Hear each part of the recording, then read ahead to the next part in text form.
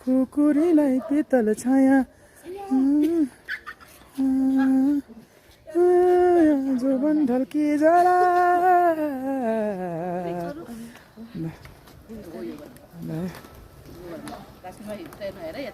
ठिकै छ। हाम्रो यहाँ चक्कु ल्यायो भन्दैमा पारै बेग्लै छ, एकदम सान दिएर गरिरहेको छ। यहाँ जाम ल्याउने दिदीको झन् हेर्नु न पुरै अन्डा पनि छ अझै यहाँ। धम्की नै ठुलो छ क्या अझै अन्डा लिएर छ भन्दै। बिस्किट पनि ल्याएको।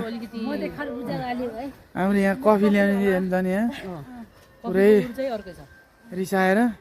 हाम्रो अरू भन्दा नि यहाँ खरबुजा ल्याउने दिदी चाहिँ रिसाएर पुरै त्यही खरबुजाले हानिदिन्छु भन्दै हुनुहुन्छ।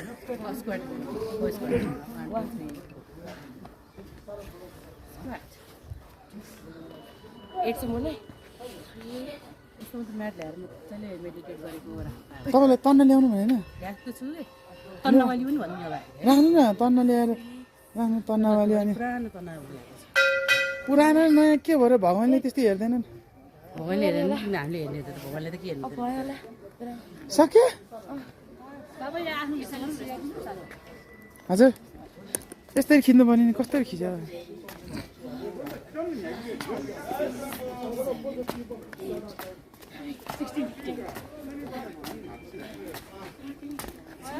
ल।